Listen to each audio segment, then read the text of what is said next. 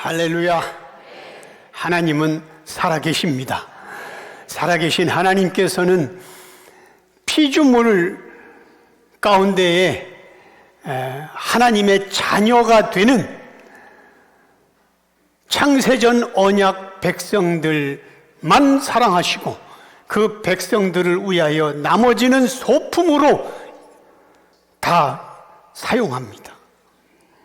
그런 의미에서 여러분들은 소품이 아니라 하나님의 자녀가 되고 창세전 언약 백성이 됐다는 증거로 창세기부터 요한계시록까지 구원자 예수로 해석되고 그 예수만 사랑하고 그 예수만 높이는 그런 자리에 있게 된 것을 하나님께 감사할 수 있기를 바랍니다.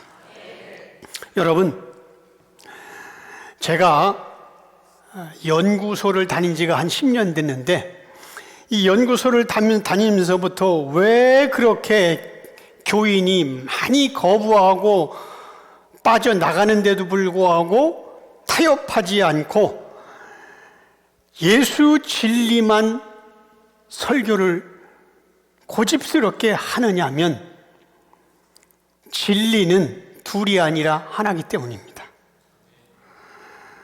그러기에 오직 하나인 진리는 피조물이 다 무너져도 타협하거나 적당히 물타기 할 수 없기 때문입니다.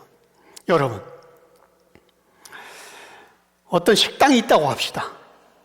그 식당에서 다른 음식은 안 팔고 딱 한 가지만 팔아. 짜장면만 팔아. 그러면 그 집은 짜장면만 좋아하는 사람, 짜장면 좋아하는 사람만 오게 되어 있어요. 어떤 식당에선 갈비탕만 팔아. 다른 건 아무것도 안 팔아. 그러면 소수지만은 갈비탕 좋아하는 사람들만 찾아옵니다. 마찬가지로 교회가 예수 진리만 전하면 예수님을 사랑하는 자만 찾아오고 예수님을 좋아하는 사람만 앉게 되어 있습니다. 맞지 않아요? 누가 갈비탕 싫어하는데 갈비탕 하나만 파는데 거기 갈 것이며, 누가 짜장면 싫어하는데 짜장면 파는 집에 거기가 갈 것입니까? 거기는 짜장면 좋아하는 사람만 갈 것이고 갈비탕 좋아하는 사람만 갈 것입니다. 예수만 전하면 예수를 사랑하는 자만 올 것입니다. 반면에 세상 이야기와 재미있는 이야기를 하면 그거 좋아하는 사람들만 모입니다. 여러분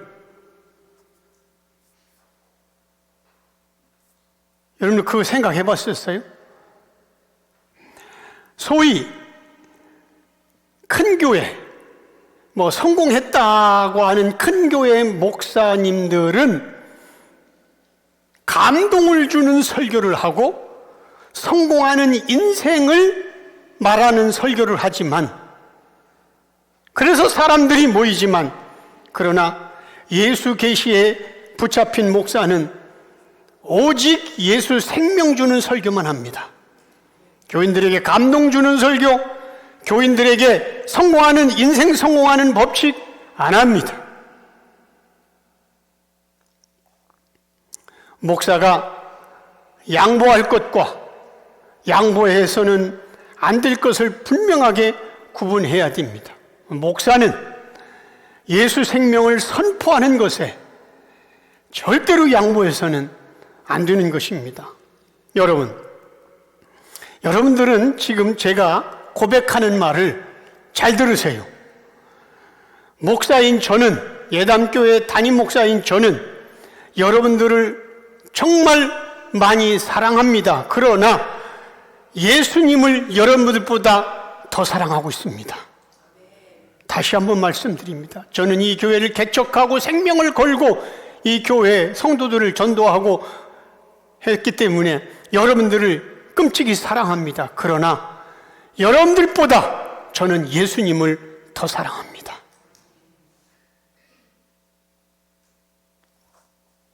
그래서 내가 사랑했던 성도들이 예수 계시를 거부하고 싫어하며 떠나도 저는 내가 더 사랑하는 예수님을 전할 수밖에 없습니다. 이게 저의 신앙 고백입니다. 예수님보다 여러분보다 예수님을 더 사랑한다니까 질투납니까? 이게 저의 고백이에요. 목사가 예수님께 달려가는 목회를 할 것인지 아니면 성도에게 달려가는 목회를 할 것인지 목사는 스스로 판단하고 결정해야 합니다. 저는 성도를 사랑하지만 성도를 향해 달려가는 목회가 아니라 성도보다 더 사랑하고 있는 예수님께 달려가는 목회를 하고 있습니다.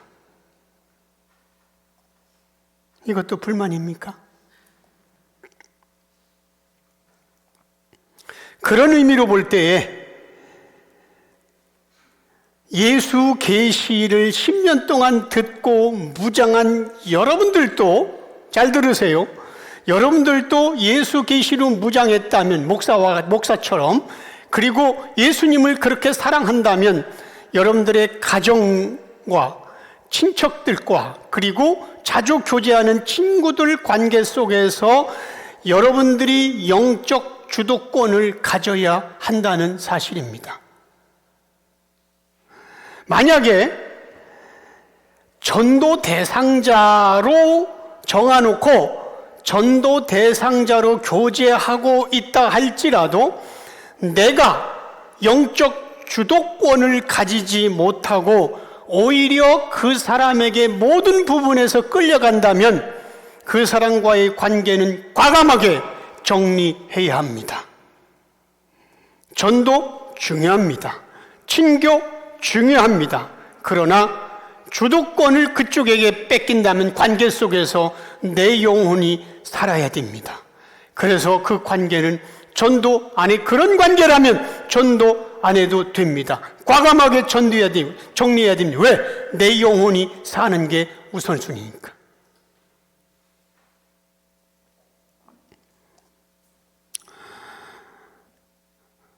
서론으로 제가 지금 굉장히 중요한 말을 하고 있는 거예요.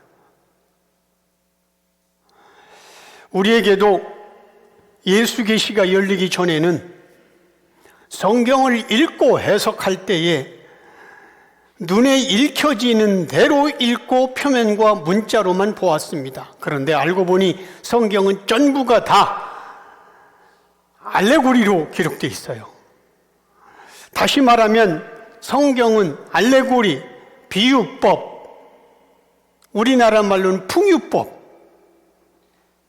다른 이렇게 기록되어 있다는 말입니다. 예수님이 친히 말씀하셨어요. 비유가 아니면 말하지 않는다. 마가복음 4장 33절에서 34절 같이 한 목소리로 읽습니다. 예수께서 이러한 많은 비유로 그들이 알아들을 수 있는 대로 말씀을 가르치시되 비유가 아니면 말씀하지 아니하시고 다만 혼자 계실 때에 그 제자들에게 모든 것을 해석하시더라.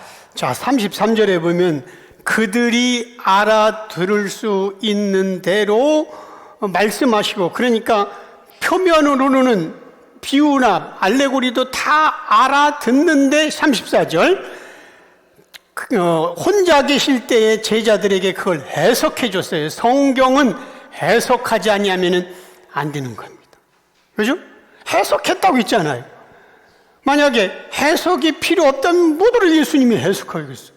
이 얘기는 성경은 해석이 없다면 그냥 중도히 그냥 읽고, 모든 교회 다닌 지 얼마 안 되는 사람도 혼자 막 딸딸 읽고 그거를 읽으면 도덕과 윤리와 계명으로 가는 거예요. 반드시 성경은 해석해야 된다. 그럼 해석이 필요하다는 얘기는 우리가 읽혀지는 문자 이면에 어떤 게 있다는 전제 조건으로 해석이 필요한 겁니다.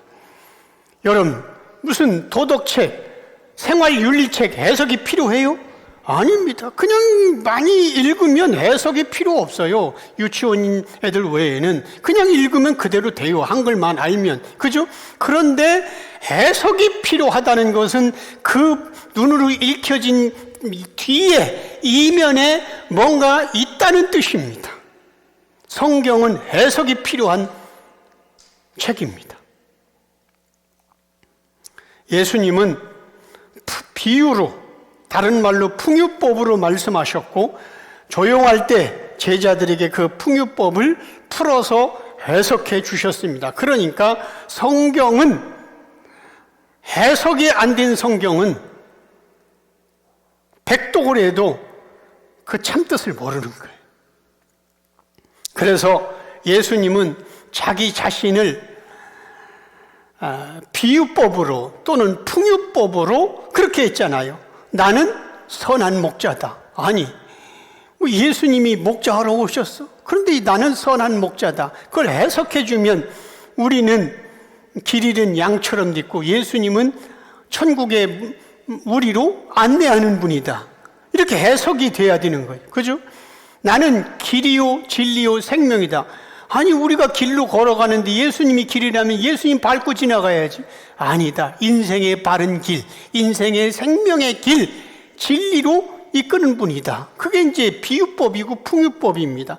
나는 포도나무다. 요한복음 15장에 예수님이 포도나무면 그럼 포도 따먹을 때 어이구 주님 내 속으로 들어오시네. 그래야 되니 이건 풀어줘야 되는 거예요. 비유가 풍유법과 풍유법이니까. 그러잖아요. 네. 나는 양의 문이다. 예수님이 왜 양의 문이야? 천국으로 들어가는 예수님을 통해서, 예수님이라는 문을 통해서만 통과해야 된다. 이렇게 전부 다 나는 하늘에서 내리는 생명의 떡이다. 그래서 우리가 성찬식 하잖아요. 떡. 예수님이 떡. 이렇게 비유와 풍요와 영어로 알레고리라고 이제 이렇게 말씀을 하신 거예요. 물론 구약 성경도 이런 풍유법, 알레고리로 되어 있어요. 성경은. 예를 들어서 구약의 성전이 결국은 예수님이 해석해 줬습니다. 구약 성전이 예수님의 몸이잖아요. 그리고 그 성전 안에는 모든 그것도 다 예수님이고. 근데 이걸 예수님 오기 전에 그냥 성전 자체로만 그냥 본 거예요. 이게 알레고리예요. 비유. 그리고 우리가 다 배웠잖아요. 출애굽한 이스라엘 백성들이 여리고성을 7바퀴 돌고 우와 하고 나팔 불면서 함성 지른 것은 그게 뭐였다? 예수님이 십자가에서 다 이루었다. 이 함성을 예표하는 거라고. 알레고리예요. 구약도 다. 노아 홍수로 인하여 최소한 50억이 죽었고 8명만 살았는데 노아 홍수 배가 결국은 예수의 구원의 방주. 찾아보면 그렇잖아요. 요나가 물고기 뱃속에 들어간 거, 그것도 아무도 몰랐는데 예수님이 이제 표적을 구하는 유대인들에게 요나의 표적밖에 보여줄 것이 없다. 예수님이 그렇게 해석해 준 거예요. 그러니까 신약뿐만 아니라 구약도 전부 다 알레고리로 되어 있는 거예요. 비유, 풍유로 된 거예요.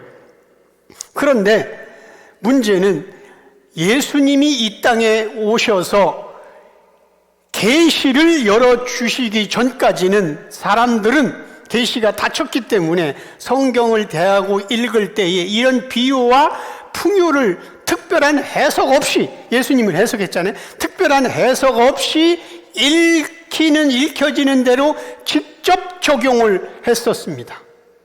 그래서 율법과 계명으로 나갔고 윤리로 나간 거예요. 그러나 예수님이 이 땅에 오셔서 그 비유법, 풍유법 이면에는 또 다른 진리가 들어있다고 해석하기 시작한 거예요. 예수님이 계시의 시작과 계시의 완성자이기 때문에 구약 성경의 모든 비유와 풍요를 예수님 자신으로 다 성경을 해석했습니다. 그래서 우리가 암송하고 있는 성경 구절이 있잖아요. 한번 볼까요? 요한복음 5장 39절 다 같이 시작. 너희가 성경에서 영생을 얻는 줄 생각하고 성경을 연구하거니와 이 성경이 곧 내게 대하여 증언하는 것이라.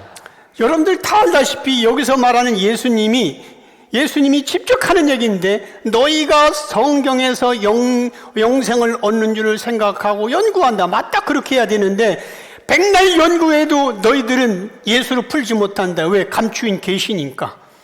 그런데 예수님이 오셔서 이 성경이 뭡니까? 이때는 신약 성경이 기록되지 않을 때입니다. 그러니까 구약 성경이 다 나에 대해서 얘기하는 거다. 예수님이 풀어주는 거예요. 예수님. 그러니까 모든 성경이 예수님을 지향하고 있는 거예요. 그래서 예수님은 이렇게까지 말씀했다니까. 요한복음 10장 8절 같이 읽습니다. 나보다 먼저 온 자는 다 절도요 강도니 양들이 듣지 아니하였느니라. 여러분들 알다시피 요한복음 10장은 보면 양과 목자의 관계를 얘기했는데 쭉 얘기하다가 나는 양의 문이다, 선한 목자는 양들을 위하여 목숨을 버린다, 이런 쭉 이게 10장에 나오는 거예요. 한번 그런데 나보다 먼저 온 자는 다 절도요 강도니. 왜 갑자기 나는 선한 목자다, 나는 양의 문이다, 선한 목자는 양들을 위해서 목숨 버린다, 이 얘기가 가득 찬 여기에 왜 나보다 먼저 온 자는 절도요 강도냐입니까? 그래서 양들이 듣지 않는다는 거예요. 양은 누굽니까? 성도. 예수님 시대에도 유대인이 양이에요. 지금 성도잖아요. 그럼 양이 안 들어. 왜? 다시 말하면은 진리를 이제 모르니까. 나보다 먼저 온 자라는 얘기는 결국은 구약 성경을, 이때는 신약이 없으니까 성경의 그 알고리즘으로, 진리로, 이면으로 만약에 성전을 예수로 해석했다면 그거는 전부 다 사기꾼이고 이단이고 강도요 절도라는 겁니다. 혹시 예수님이 알려주지 않았는데도 불구하고 성전이 예수님의 몸이다 이렇게 어쩌다가 깨 맞췄어도 그 강도라는 거예요. 절도라는 거예요. 그래서 양들이 진짜 창세전 언약 백성은 안 따라간다는 거예요. 저 말이 절도요 강도가 아닌 거예요. 나는 두날개 할 때는 저 말을 두날개에서 엄청 배웠어요. 절도요 강도가 이단으로 했어요. 아니, 예수 계시로 볼 때는 그래서 결국은 양들이 듣지 않도록 하나님이 그렇게 하는 거예요. 그러니까 만약에 구약 성전을 예수로 해석했다고 맞네? 아닙니다. 오늘 이 시대에 창세기부터 요한계시록까지 여러분들이 들은 것만큼 이렇게 해서 그게 예수 구원이다 이렇게 하지 않는데, 우리하고 비슷한 설교를 유튜브 보니까 예수 얘기 많이 하네. 그런데 그 사람과 다른 데서 또 다음 편에서 설교, 그 다음 편의 설교가 계속 이어지지 않으면 어쩌다 그냥 맞춘 겁니다. 그래서 어디 한 번 가가지고 예수 얘기 많이 했다고 그게 참이라고 생각하면 안 되는 거예요. 이 창세기부터 주님이 오시는 목적을 그렇게 풀어 헤쳐줘야 됩니다. 교인들 가운데는 어디 갔더니 그 주간에 설교 예수 얘기 많이 한다. 예수 얘기 하지, 기독교니까. 그런데 그 다음 설교는 또 율법과 계명으로 가고, 어쩌다 그냥 타이밍이 맞은 거예요. 아닙니다. 진짜 예수 계시를 통해서 예수 그리스도의 구원자를 안다면 강단에서 오늘 또 내일 또 내년도 후년도 성경 무궁무진한 걸 예수로 해석해야 됩니다.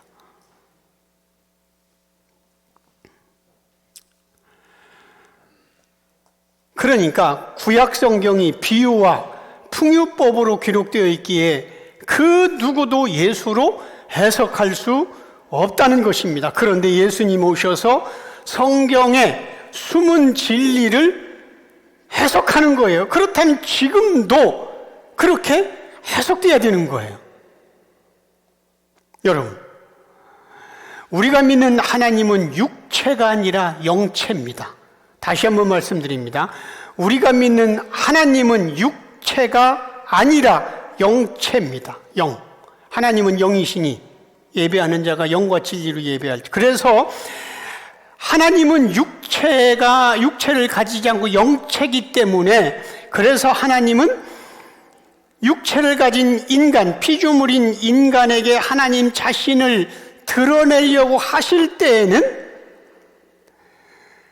당신이 창조한 사물의 피조물의 특징, 사물의 특징을 가지고 하나님 자신을 계시하는 거예요. 영체이기 때문에 자신이 창조한 피조물, 사물의 특징이 있잖아요. 그래서 하나님은 뭐라 했어요? 나는 빛이다 했잖아요. 나는 반석이다. 그잖아요. 성경에 예수님, 하나님 반석이라고 했죠. 그럼 예수님은 하나님이 돌이야? 아닙니다. 돌의 특징이 있잖아요. 반석. 큰 바위의 특징, 흔들리지 않고 무너지지 않는, 그게 하나님의 속성을 얘기하는 거예요. 나는 구약 성경의 출애굽 때 구름 기둥, 이게 하나님의 임재잖아요. 불 기둥, 그러면 불도 물 갖다 부으면 꺼지지. 불의 특징, 구름의 특징이 있잖아요. 그래서 하나님은 영체이기 때문에, 육체가 아니고 영체이기 때문에 당신이 창조한 사물의 특징을 가지고 하나님 자신을 계속 계시하고 있는 거예요. 그래서 나는 빛이다, 나는 반석이다, 나는. 여러분, 제가 한번 질문해 볼게요. 예수님이 나는 빛이다 그랬어요. 자, 그러면 예수님이 나는 빛이다 이렇게 표현할 때 그게 영광입니까? 수치입니까? 하나님 입장에서 볼 때. 나는 빛이다 할 때 우리는 인간은, 죄인은 다 어둠이야. 하나님만 빛이야 하고 영광에 박수 치는데, 창조자 입장에서 볼 때 빛이라고 할 때 하나님이 그게 영광이요 수치입니까? 수치입니다. 왜? 빛도 피조물이니까. 창조자가 피조물로 비유되는 게 영광입니까? 아니잖아요. 우리 입장으로 볼 때는 빛이 대단한 것 같지만 빛도 피조물이에요. 여러분 알다시피 삼위 하나님 스스로 존재 외에는 빛뿐만 아니라 모든 게 하나님 외에는 없었어요. 나머지는 다 피조된 거예요. 그러므로 하나님이 빛이라고 할 때, 예수님이 빛이라고 할 때 그게 영광이 아니라 하나님이 볼 때는 피조물로 비유된 겁니다.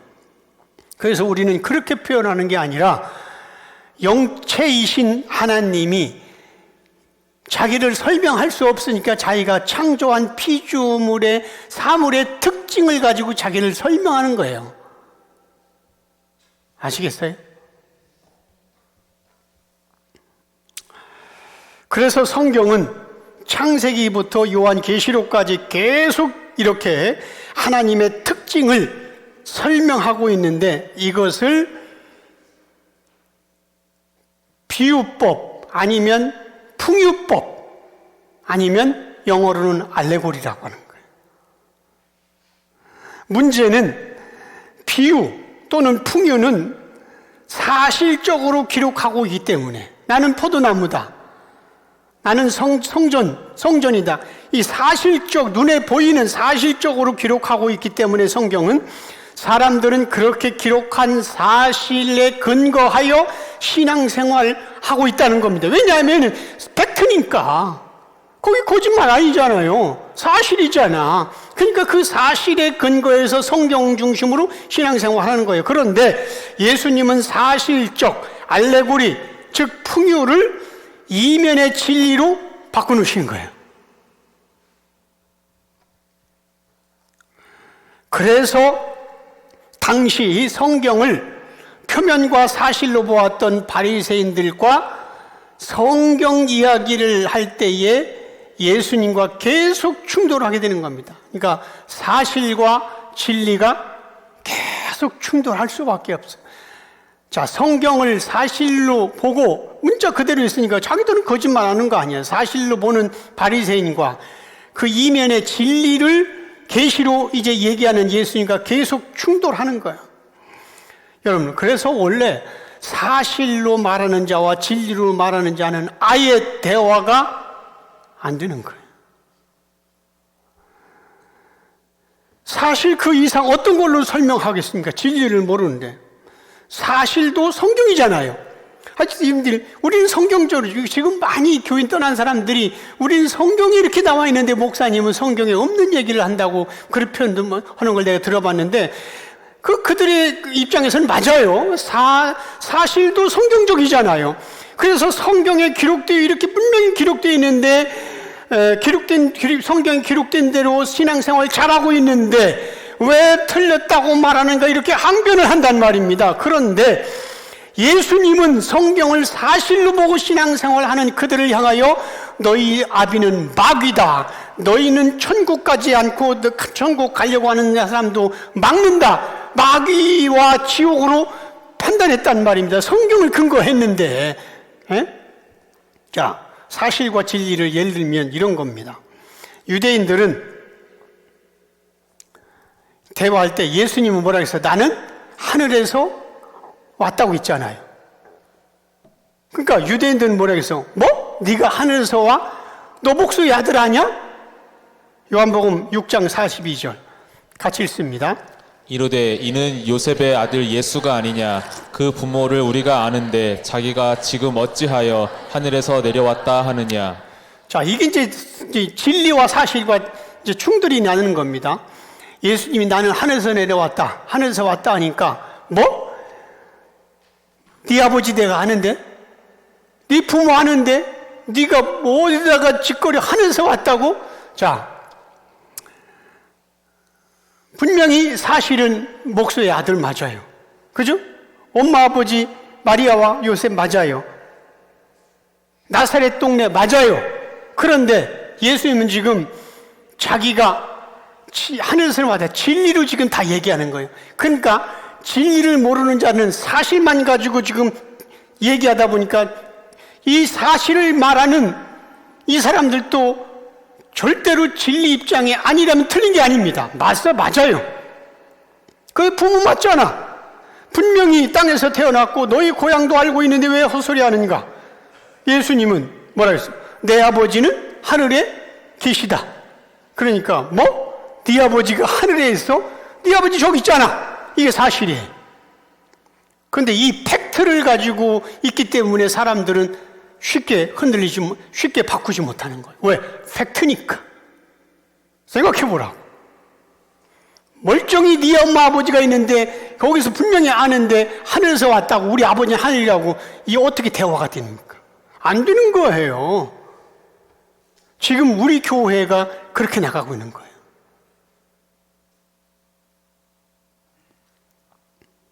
이처럼 유대인들은 사실을 기반으로 하는데 예수님은 진리를 기반으로 하고 있습니다. 그래서 대화하는 것마다 충돌하는 거예요. 그래서 예수님은 결론적으로 뭐라고 하냐면 너희는 내 말을 들을 줄 모른다. 요한복음 8장 43절 같이 읽습니다. 어찌하여 내 말을 깨닫지 못하느냐 이는 내 말을 들을 줄 알지 못함이로다. 이게 결론입니다. 예수님 내 말을 들을 줄 알지 못함. 팩트 맞다, 사실 맞다, 성경적 기록 맞다. 그런데 나는 진리를 얘기할 때 이면을 얘기했다. 이거는 들을 줄 아는 영적인 귀가 있어야 한다. 하나님이 열어줘야 된다. 내 말을 들을 줄을 알지 못한다. 저쪽에서는 팩트다. 그래서 예수를 죽이는 거예요. 아시겠어요? 이 시대에 왜 교인들이 거부하는지.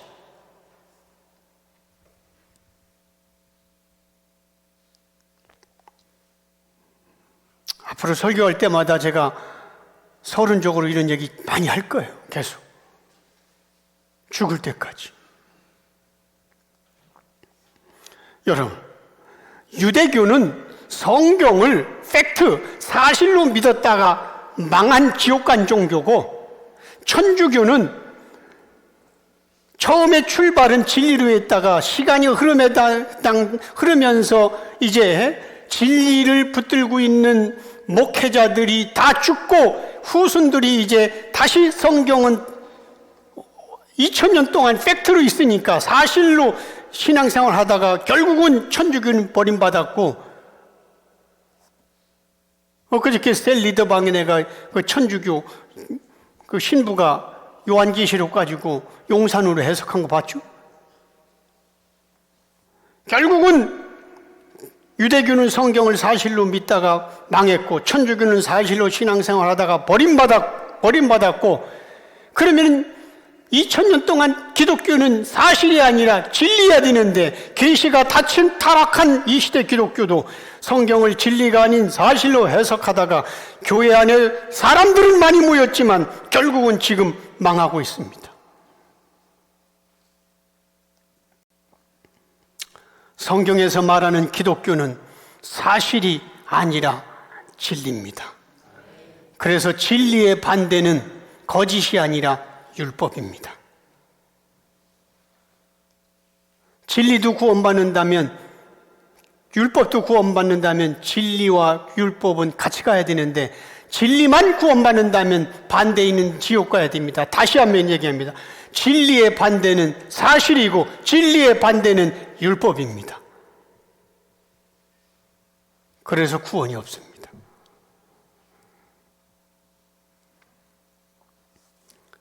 진리 하니까 진리는 예수가 진리예요. 예수가. 진리를 알면 무조건 구원받아요. 그러니까 헤로드 왕이 진리가 무엇이냐? 헤로드 왕이 아니고 누구지? 빌라도가 진리가 무엇이니까 딴 건 네가 유대인의 왕이냐? 그렇다. 네가 말했다. 다 알려주지만 진리가 무엇이냐? 하면 침묵해. 왜? 진리를 아는 순간 구원받으니까. 예수가 진리고 진리는 하늘의 생명이 진리고 진리는 사실 뒤에, 팩트 뒤에 숨어있는 영적 의미가 진리인 겁니다. 요한복음 14장 6절 같이 읽습니다. 예수께서 이르시되 내가 곧 길이요 진리요 생명이니 나로 말미암지 않고는 아버지께로 올 자가 없느니라. 자, 땅에 속한 것은 사실, 하늘에 속한 것은 진리. 여러분, 꽃뱀 알아요? 꽃뱀? 남자들 이제 꽃뱀 조심하라고 하는데 그냥 가머니서를 다 해가지고 돈 다 빼먹는 거. 꽃뱀은 사랑해서 접근하는 게 아니라 그 남자의 돈과 그 남자의 좋은 승용차와 그 남자의 빼먹을 게 있어서 꽃뱀입니다. 교회 안에 대부분이 꽃뱀일 수 있습니다. 신랑 되시는 예수고 교인들은 신부고 여자잖아요. 신부라고 하는데 신랑 되시는 예수님이 가진 천국만 좋아하고 예수를 사랑하지도 않고 예수를 좋아하지도 않고 예수님께 생명도 안 바치고 예수님이 소유하고 있는 천국만 빼먹으려고 하는 교회 안에 꽃뱀들. 너무 심했나? 예수가 신랑이라며 우리가 신부라며 그러면 신랑 되시는 예수 그리스도 그 남자, 신부인 우리가 그 남자를 사랑하고 그 예수를 사랑해서 신앙생활하고 그래서 헌금하고 그래서 전도하고 그래서 해야 되는데 예수는 사랑하지 않고 그래서 교회에서 예배는 간신히 드리는데 잘 모이지도 않고 아무것도 안 하고 그런데 천국은 가고 싶고 예수를 사랑하지 않으면서 예수님이 소유하고 있는 천국에 탐나는 꽃뱀들.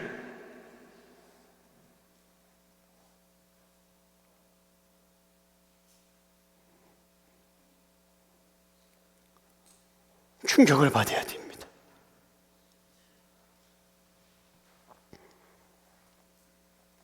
본문을 들어가야지. 그러다가 해석 못하겠네.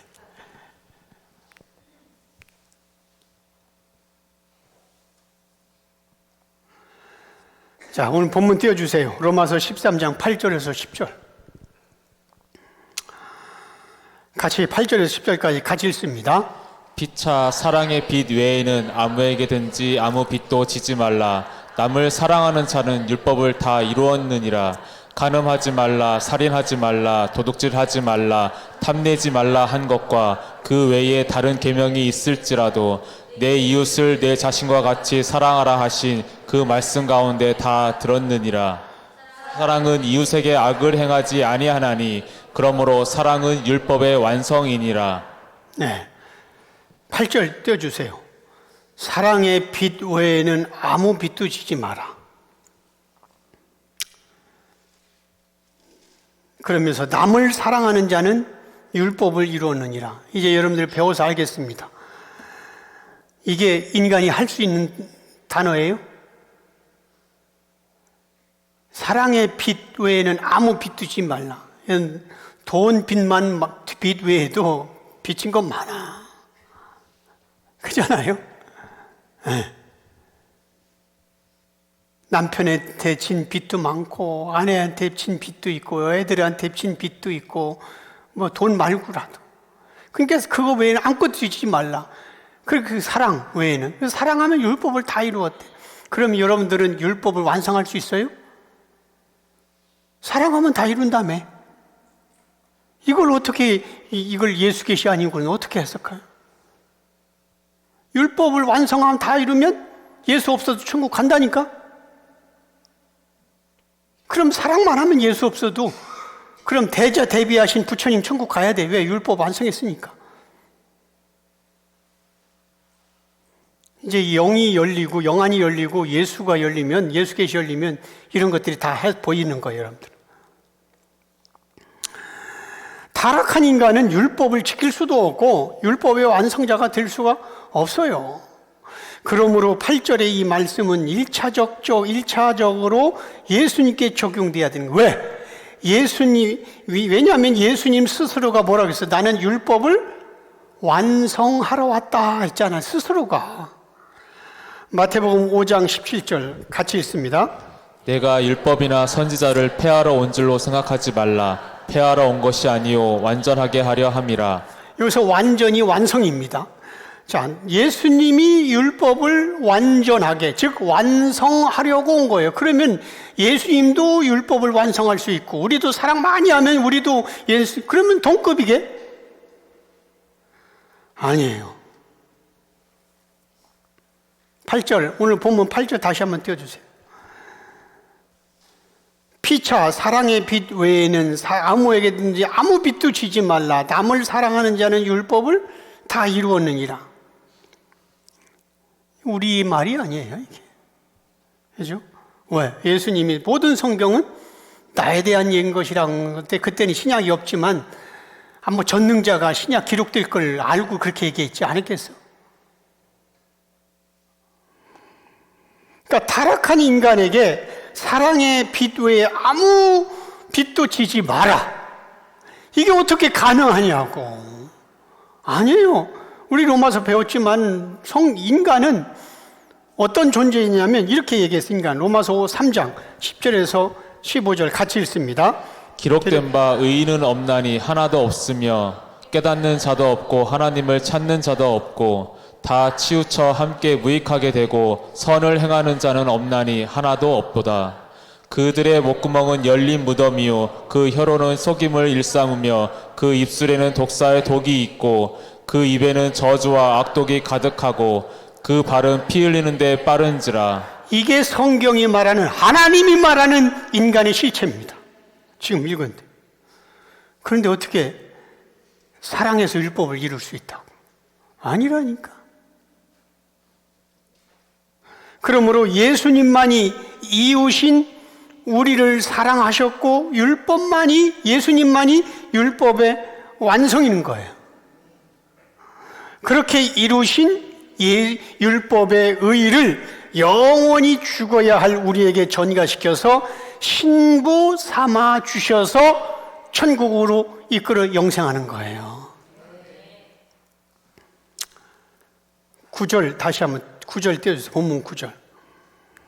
여기 보면은 간음하지 말라, 살인하지 말라, 도둑질하지 말라, 탐내지, 이게 보면 십계명이잖아요. 십계명을 나열한 거예요. 그러면서 말라 한 것과 그 외에 다른 계명이 있을지라도, 그럼 십계명 외에 다른 계명, 성경 다, 그죠? 그 외니까 다른 계명이 있을지라도, 그러니까 십계명 포함한 모든 성경이 뭐냐면 내 이웃을 내 자신과 같이 사랑하라 하신 그 말씀 속에 다 들은 거예요. 그지? 모든 성경이. 그러니까 예수님이 그랬잖아요. 율법사가 물어볼 때 어떤 계명이 큽니까? 첫째는 목숨을 다하고 뜻을 다해 주 너희 하나님을 사랑하고, 둘째는 내 이웃을 내 몸과 같이 사랑하라. 이것이 율법의 완성이라고 했잖아요. 똑같은 거예요, 지금 여기에. 자, 그러니까 그게 이제 10절인데 오늘 본문 10절 한번 띄워주실래요? 사랑은 이웃에게 악을 행하지 아니하나니 그러므로 사랑은 율법의 완성이니라. 그랬어요. 사랑은 이웃에게 악을 행하지 않아. 여러분들 남편 사랑해서, 아내 사랑해서 결혼했잖아. 근데 무슨 정말 선만 행합니까? 아니잖아요. 그러므로 사랑은 율법의 완성이라. 자, 그럼 우리는 사랑을 하면 정말 이웃을 사랑하고 교인들을 사랑하고 이렇게 사랑하면은 율법을 완성해서, 그럼 예수가 없어도 간다니까, 천국에 율법. 누구 얘기예요, 저 얘기가? 예수님 얘기했잖아요. 타락한 인간이 율법 완성으로 불릴 만큼 이웃을 사랑합니까? 못한다니까.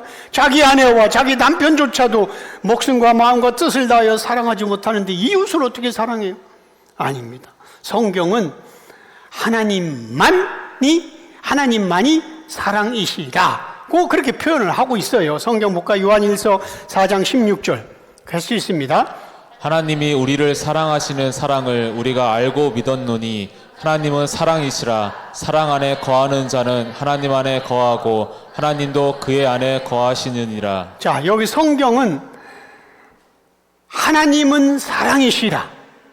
이분만이 율법을 완성할 수 있고 이분만이 이웃을 완전하게 사랑할 수가 있는 것입니다. 그래서 예수님은 사랑으로 오셨기에 율법을 완전케 하시는 거예요. 그러니까 오늘 본문의 참뜻은 뭐냐면 예수님의 사랑과 예수님의 율법 완성을 통해서 그분의 의가 우리에게 전해졌다는 말씀입니다. 자, 이렇게 예수를 해석하고 나서 이제는 2차 적용으로 해본다면 그 예수님과 우리가 이제 머리와 몸으로 하나가 됐잖아. 그지? 머리이신 예수님과 몸으로 우리가 붙어서 유기체가 하나가 됐으니까, 그러니까 이제 구원받은 성도에게서도 가끔씩 성령 충만할 때 문득문득 그런 예수님의 사랑이 관계 속에서 나올 수 있다는 거예요. 그렇다고 계속 나오는 건 아니고. 네. 그러니까 우리는 내가 뭘 그렇게 지켜서 하는 것도 아니고, 그렇게 의의가 나오고 사랑이 나오고 이렇게 나온다, 헌신이 나온다 할지라도 머리와 몸으로 붙어있는 그 예수님이 끌고 가셨고 예수님이 힘을 주셨고 예수님이 그런 믿음을 주셨기 때문에 우리는 그렇게 한다고 고백하는 거예요. 본문 11절 띄워주세요. 같이 읽습니다. 또한 너희가 이 시기를 알거니와 자다가 깰 때가 벌써 되었으니 이제 우리의 구원이 처음 믿을 때보다 가까웠음이라.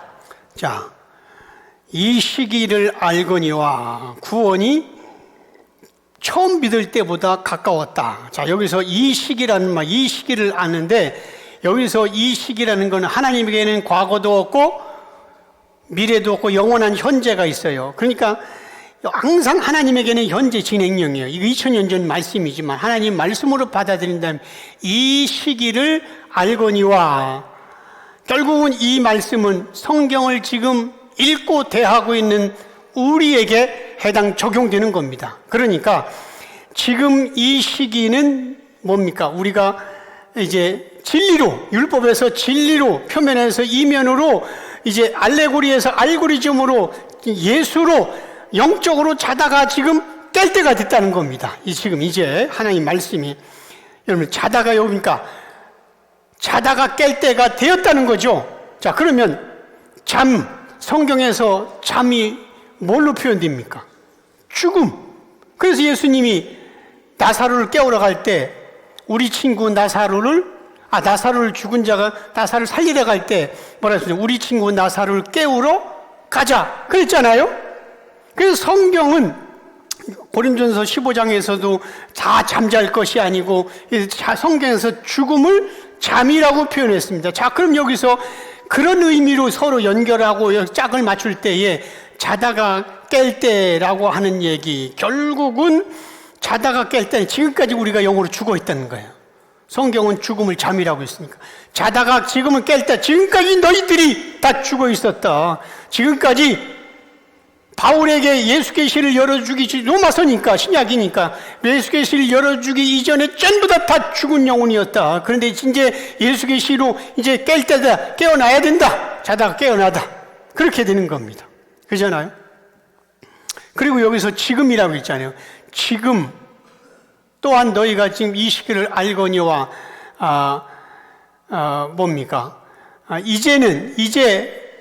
이는 이제 우리의 구원이, 이제라는 얘기, 다른 얘기, 지금 우리의 구원이, 이제 우리 구원이 처음 때보다 가까웠다. 그래서 이제는, 지금이라는 말은 역사적 어떤 시기를 말하는 게 아니라 어떤 의미를 부여하는 것을 말하는 거예요. 언어의 부분. 그리고 우리의 구원이 처음 믿을 때보다 가까웠다. 이게 이제 굉장히 어려운 겁니다. 여러분, 이것은 우리의 구원이 처음 믿을 때보다 가까웠다는 얘기는 종말의 임박성을 말하는 거고, 급박성으로 더욱 촉구하는 표현입니다. 잘 들으세요. 기독교에서 말하는 구원과는 성화를 통해서 서서히 구원이 완성되는 게 아니라 예수 믿는 즉시 구원이 완성됩니다.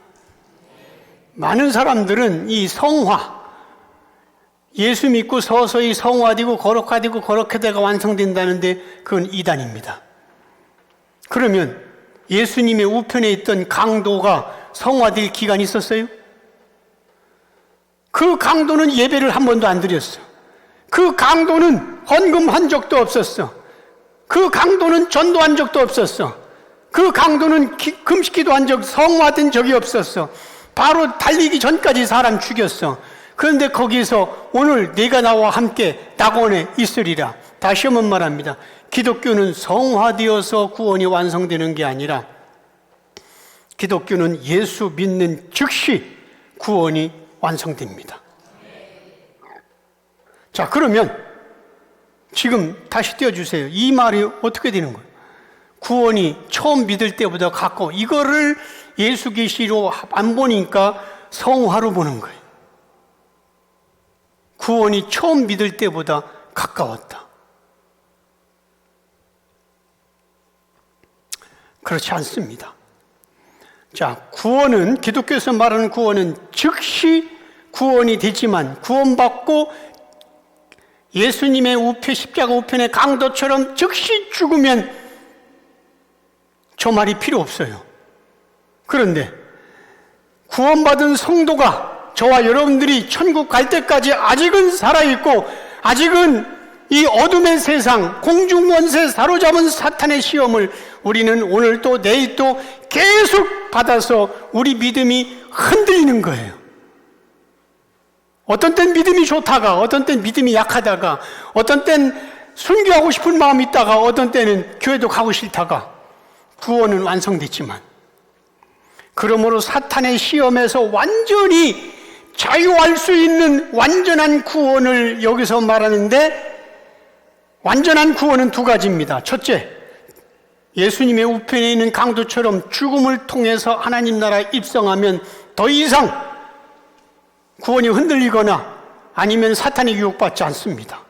두 번째, 예수님의 재림을 통한 어린 양의 혼인잔치가 이루어지면 더 이상 이제 흔들리지 않습니다. 그러니까 예수님의 재림이 가까웠다는 말은, 우리가 있잖아요. 마라나타, 주 예수여 오시옵소서. 이건 꼭 재림만이 아니라 두 가지라니까.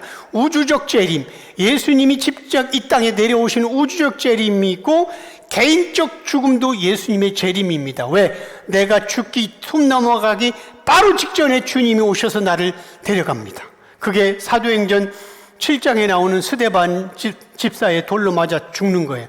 스데반 집사가 돌로 맞아 죽을 때에 죽으면서 아버지여 저들의 죄를 용서하시옵소서, 저들이 하는 일을 알 못합니다 하면서 예수님, 하나님 우편에 서신 인자를 봤다, 예수님을 봤다고 했어요. 그래서 우리는 죽지 않아요. 아예. 그러니까 예수님이 뭐라고 했습니까? 나를 믿는 자는, 요한복음 11장 25절, 나를 믿는 자는 죽어도 살겠고 살아서 믿는 자는 영원히 죽지 아니하리. 맞는 겁니다. 왜? 내가 지금 이제 죽을 때 완전히 숨이 다 넘어가기 전에 스데반 집사를 찾아오신 예수님이 나를 데려가요. 안 죽는다니까? 그래서 이제 그 주님 앞에 영생하는 거지. 그래서 우리는 안 죽어요. 그러니까 구원이 더 가까웠다는 얘기는 성화의 구원을 말하는 게 아니라 구원의 창세전 언약 백성으로 구원의 확신이 있는데도 불구하고 우리가 힘들고 어려울 때는 정말 하나님 살아계시는 건 맞나? 나를 하나님 버린 게 아닌가? 이런 마음 안 들어요? 들잖아. 그런데 이제 예수를 충만하든가 아니면은 이제 내가 예수님께 가까이 그러면은 이제 그런 거 없어요. 그래서 구원이 점점 가까웠다는 얘기는 그쪽을 얘기하는 거예요. 성화가 아니라. 자다가 깰 때다. 그래서 성령이 충만하고 말 그대로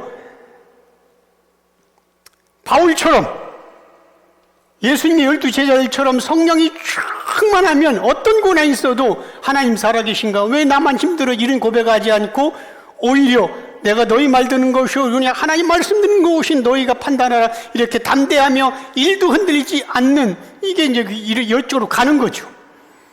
아니면 죽음을 통해서 예수님 재림을 통해서 그러면은 이제 처음 구원이 흔들리지 않는 거죠. 그러니까 쉽게 얘기해서 오늘 이 구원이 처음 믿을 때보다 가까웠다는 얘기는 구원이 점진적으로 성화적으로 된다는 게 아니고 구원은 믿는 순간 이루어지는 거예요. 완성되는 거예요.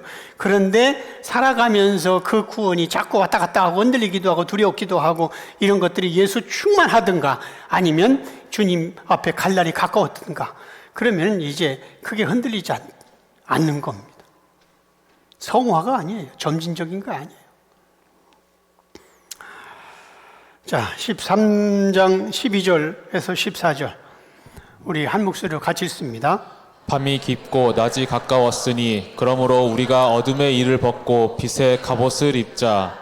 낮에와 같이 단정히 행하고 방탕하거나 술 취하지 말며 음란하거나 호색하지 말며 다투거나 시기하지 말고 오직 주 예수 그리스도로 옷 입고 정욕을 위하여 육신의 일을 도모하지 말라. 자, 12절 떼주세요. 밤이 깊고 낮이 가까웠으니 그러므로 우리가 어둠의 일을 벗고 빛의 갑옷을 입자. 이게 이제 몇 주 전에 전사님이 설교한 가운데 도나투스와 이렇게 어거스틴과 이게 얘기할 때 어거스틴이 이걸 읽고 회심한 거잖아요. 이 본문 가지고 어거스틴이 가져다 읽어라 애들이 이렇게 놀이할 때에 성경을 가져다 읽으니까 여기 나온 거예요. 그래서 밤이 깊고 낮이 가까웠으니 어둠의 일을 벗고 낮에와 단정하고 술 취하거나 방탕하거나 이걸 깨닫고 어거스틴이 회심한 거예요. 자, 그런데 그때 회심할 때는 이걸 어거스틴이 문자로만 본 거고, 자, 12절 보면은 밤이 깊고 낮이 가까웠으니 어둠의 일을 벗자. 그러면 성경에서 밤이 뭐로 표현하는지 알아야 할 거 아니에요. 그냥 성경은 창세부터 요한계시록까지 하나의 주제로 흐르는데 몇 장 몇 절 요것만 가지면 전부 다 엉뚱하게 해석되는 거예요. 그래서 성경은 다 짝이 있다고 얘기하잖아요. 자, 그럼 성경은 밤을 뭐라고 하고 낮은 뭐라고 하는가? 성경에서 밤을 하나님을 모르는 자를 밤이라고, 하나님을 모르는 사람들을 밤이라고 하고, 반대로 성경에서 낮은 예수님을 낮이라고 표현하고 있어요. 볼까요? 요한복음 1장 5절 여기 보면 빛이 어둠에 빛이 돼. 여기서 빛은 1절부터 보면 예수님이잖아요. 빛이 어둠에 빛에 어둠이 깨닫지 못하더니 8절에 보면 그는 이 빛이 아니요. 여기서 그는이라는 건 세례 요한을 말하잖아요.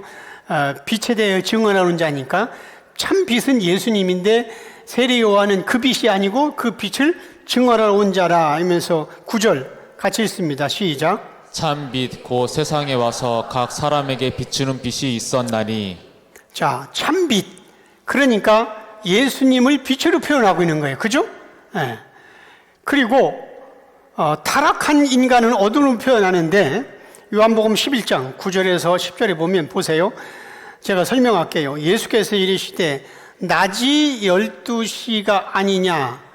이제 이게 위에 읽어보면 어디로 이제 가자고 할 때 제자들이 뭐라고 하냐면 예수님이 가자 할 때 거기 어제 가려고 했다가 어제도 우리가 그 핍박받고 죽을 뻔했는데 왜 거기 또 가려고 해요? 그렇게 얘기하는 거예요. 그리고 예수 그 말에 9절에서 예수님이 제자들에게 얘기하는 거예요. 아니다.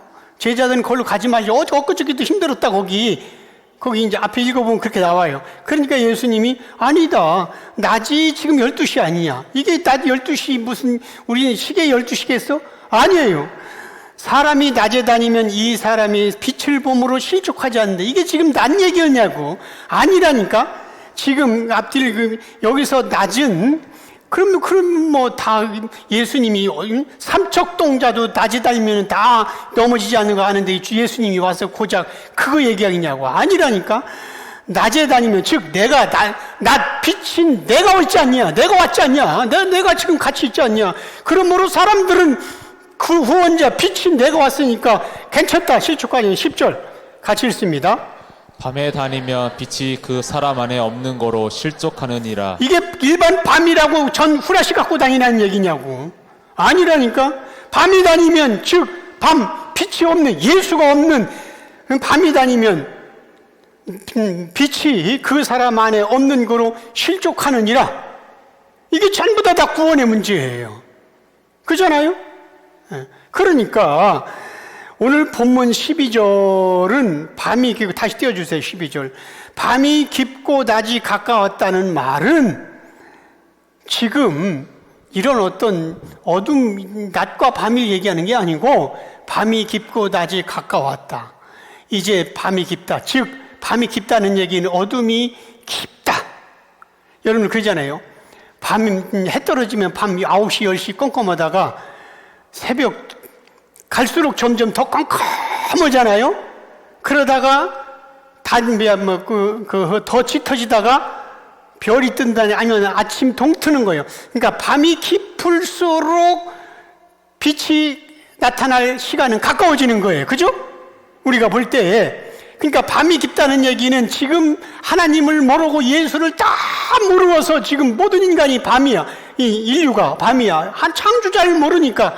그런데 밤이 깊으면 깊을수록 빛이 이제 곧 태양이 떠올라. 빛이신 예수님이 이제 가까웠다는 거예요. 밤이 깊고 낮이 가까웠으니 그러므로 우리가 어둠의 일을 벗고 하나님을 모르고 예수를 모르고 율법과 계명으로 신앙생활하고 윤리와 도덕으로 신앙생활했던 거 전부 다 벗고 빛에 예수로 옷 입자. 그런 거예요. 예수로 옷 입자. 그러니까 예수 없는 어둠을 벗어 던지고 예수 모르는 교회 안에서의 종교 열심 벗고 빛에 가보신 예수의 의를 옷 입자는 거예요. 갈라디아서 3장 27절 같이 읽습니다. 누구든지 그리스도와 합하기 위하여 세례를 받은 자는 그리스도로 옷 입었느니라. 자, 그리스도로 옷 입는 거 빛의 갑옷. 성경은 다 이렇게 연결이 되어 있는 거예요. 빛의 갑옷. 빛으로 입자. 빛의 갑옷. 낮에 다니는 자, 예수와 함께 있는 자. 그러니까 오늘 보면 13절에서 낮에와 같이 단정에 행하고 이란 말은 이 말은 빛이신 예수님으로 옷 입는 신앙으로 잘 무장을 해서 그래서 어둠의 상징인 방탕, 술 취함, 음란, 호색, 다툼, 시기 이 어둠의 상징이잖아요. 다 땅의 것. 그런 것들에서 이제 벗어날 수 있는 거예요. 그러니까 어둠을 향하여 물러가라 하고 외치는 게 아니에요. 여기 이제 불이 다 들어와 있는데 밤에 들을 때 내가 여기 딱 열고서 불을 스위치를 켜기 전에 내가 이제 두 손을 들고 이 교회 예배당 안에 어둠은 물러갈지어다 10번 외치고 불 켜야 더 화난가? 아니에요. 외치지 않아도 불만 켜면 되는 거예요. 그러므로 예수 빛이신 낮이 12시 낮이고 빛이신 예수만 영접하면 여러분들은 혹여 죄를 짓다 할지라도 혹여 여러분들이 넘어졌다 할지라도 남들이 볼 때 나는 손가락 찐다 할지라도 여러분들은 바로 어둠이 아니라 낮인 겁니다. 왜? 낮이신 예수님과 함께 있기 때문에. 아시겠어요? 외칠 필요 없어요. 그냥 스위치 만들면 빛이 있는 거예요. 그러면 어둠이 다 물러가요. 예수님은 낮 12시, 예수님은 빛이시고 우린 어둠 자체고 예수 없이 아무리 떠들고 맹자왈, 공자왈, 사서삼경, 대저 대비하신 부처님, 정말 저 사람 법 없이 산다. 소위 다 어둠입니다. 왜? 빛이시고 낮 12시인 예수가 없으니까. 성경은 그렇게 보는 거예요.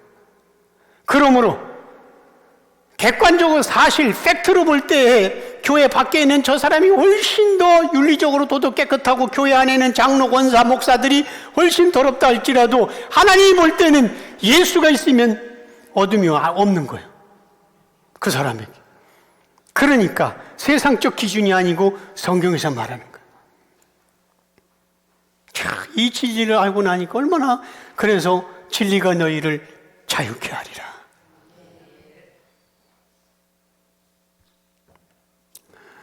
(14절도) 마찬가지예요. 14절 띄워주세요.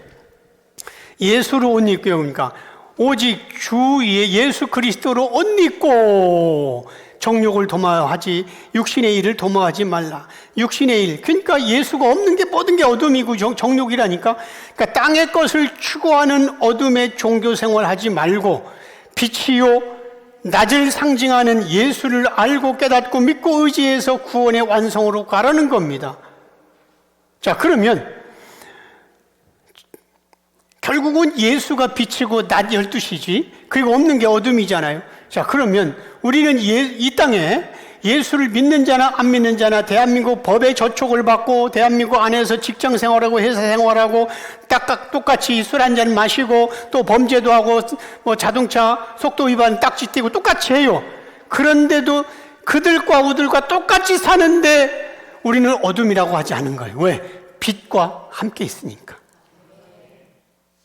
이런 은혜를 우리가 노력해서 얻었냐고. 이런 은혜를 내가 애써서 얻냐고. 아니에요. 믿음은 선물이라고 했어요. 주님이 은혜로 오신 거예요. 이걸 깨닫으니 얼마나 감사해요. 분명히 내가 팩트로, 사실을 볼 때는 어둠의 자식이야. 어둠 똑같아 저 사람들하고. 그런데 주님은 낮에 다니니까 실족하지 않아. 즉 지옥 가지 않는다. 나는 이 말씀을 준비하면서 눈물을 흘리면서 어떻게 내가 그렇게 한 것도 없는데 똑같은 어둠 속에 똑같은 죄악단 사는데 나를 실족하지 않고 어둠에 다니지 않는다고 이렇게 말씀하실까? 이 은혜를 생각하면 너무나 감격하고 감사할 뿐입니다. 그렇습니다. 우리는 어둠의 세계 속에서 살지만, 비록 어둠의 세계 속에 살지만 이 땅이라는, 그러나 빛이신 예수님과 함께 동행함으로 밝은 낮처럼, 대낮처럼 우리는 살아가고 있는 겁니다. 교회를 수십 년 다니고 모태신앙으로 열심히 종교생활해도 어둠 속에 죽어가야 하는 우리에게 빛이요 대낮이 되어주시는 예수님은 우리에게 예수 계시를 열어주셔서 이런 은혜를 깨닫게 하신 겁니다. 그런데 이 은혜는 내가 노력해서 되는 게 아니기 때문에, 우리는 타락한 존재이기 때문에, 우리는 정말 아까 로마서 3장 읽었잖아요. 열린 목구멍이요 거짓이요, 이렇기 때문에 난 할 수가 없어. 그렇기 때문에 이 예수 그 은혜를 떠나는 순간, 한 달 지나서 2달 지나서 여러분들은 그 은혜와 거리가 멀어집니다. 나는 예수 계시로 확신이 있으니까 난 할 수 있어. 그 사람은 스스로 의인이라고 자처하는 거예요. 우리는 못합니다. 우리는 죄인 중에 괴수고 우리는 못합니다. 이 예수 계시의 말씀에서, 이 예수 그리스도의 은혜에서 떠나는 순간 하나님의 은혜는 떨어지고 예수 계시는 우리 머리에서 다 지워버릴 겁니다. 그래서 우리 연구소에서도 대표 목사님이 늘 그래요. 우리 죽을 때까지 한 달에 한 번씩 4일 동안 떠나지 마라. 목사라고 한다 할지라도 떠나면 하나님이 친히 이 계시를 열어주신 준 예수님이 친히 말씀하셨다. 이 말씀을 3개월만 안 들면 내가 그 속에서 있던 예수 계시를 다 지워버린다. 그래서 우리 연구소에서 떠난 사람들, 다시 온다고 다 했던 사람들 99% 안 와. 다 지우니까. 하나님이 지운다는데. 당연한 겁니다.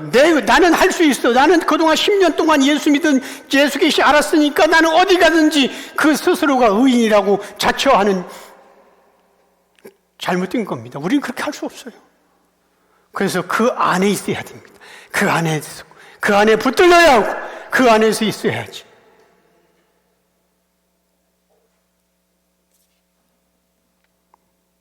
좀 궁금하면 한번 떠나갔다가 1년 있다가 온다고 하고 갚아. 돌아올 수 있나? 못 와요. 그리고 여기도 예수 얘기하는데 이렇게 합리화시키고 또 여기도 뭐 성경 그것만이 또 지워버리니까 희석되어서 이제 내가 변명할 수 있는 사건들만 나타나고 또 이렇게 하는 사실로 바리새인들처럼 팩트로 이제 확신을 갖는 거지. 안 되는 겁니다. 신앙은 그렇게 만만하지 않아요. 그래서 구원의 좁은 길입니다. 그럼에도 불구하고 우리에게는 이렇게 시간마다 주일마다 은혜를 주시고 오늘 저녁에도 또다시 예수 부흥회를 통해서 우리에게 놀라운 은혜를 부어주실 것입니다. 오늘 여러분들은 하나님이 분명히 저와 여러분들은 이 어둠의 세상에 같이 공존하고 있지만 우리는 어둠이라고 하지 않습니다. 실족하지 않는다고 분명히 말씀하고 실족은 지옥입니다. 분명 왜? 지금은 예수와 함께 있는 낮 12시이기 때문에. 이런 은혜를 주신 예수님께 감사와 찬양과 영광의 박수.